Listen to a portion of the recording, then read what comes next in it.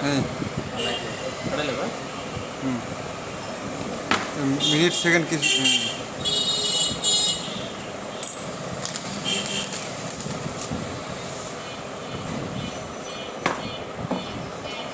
কারণ ওই যে ওয়েটটা চাবেন এটা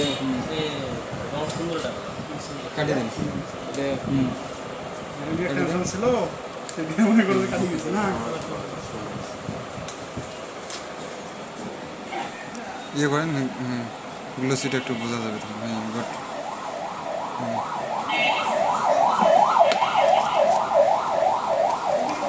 See you on charger. Hello. Hello.